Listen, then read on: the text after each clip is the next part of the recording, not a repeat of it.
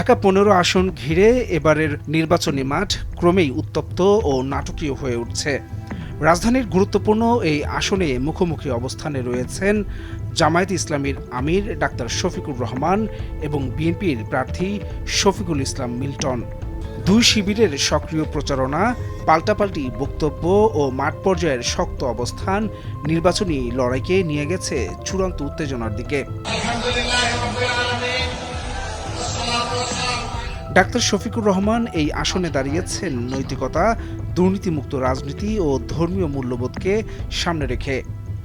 তার প্রচারণায় বারবার উঠে আসছে স্বচ্ছ নেতৃত্ব ও জনগণের অধিকার ফিরিয়ে দেওয়ার অঙ্গীকার। আল্লাহ যেন তৌফিক দেন ওদের পেটের ভিতরে হাত ঢুকিয়ে জামায়াতের সাংগঠনিক শক্তি, দীর্ঘদিনের কর্মী ভিত্তি এবং ধর্মপ্রাণ ভোটারদের সমর্থন তার প্রচারণাকে দিয়েছে আলাদা গতি। মসজিদ কেন্দ্রিক সভা, উঠান বৈঠক এবং তরুণ কর্মীদের সক্রিয় উপস্থিতি মাঠে চোখে পড়ার মতো।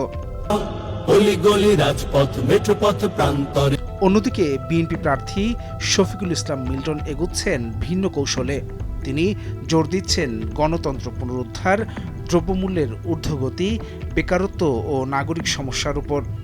বিএনপির দীর্ঘদিনের ভোট ব্যাংক এবং পরিবর্তনের আকাঙ্ক্ষাকে পুঁজি করে তিনি ভোটারদের কাছে পৌঁছানোর চেষ্টা করছেন।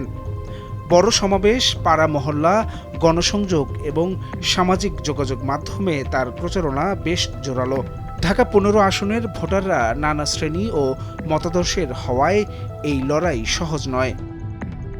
একদিকে ধর্মীয় ও আদর্শিক ভোট, অন্যদিকে পরিবর্তনকামী ও রাজনৈতিক ক্ষোভ, দুই মেরুর এই সমীকরণই ফল নির্ধারণ করবে। নির্বাচনের দিন যত এগিয়ে আসছে ততই বাড়ছে উত্তাপ, বাড়ছে কৌশল আর হিসাব নিকাশ। সব মিলিয়ে ঢাকা ১৫ আসন এখন কেবল একটি আসন নয়, এটি হয়ে উঠেছে রাজনৈতিক শক্তির পরীক্ষাগার। ডেস্ক রিপোর্ট, ভোরের কাগজ।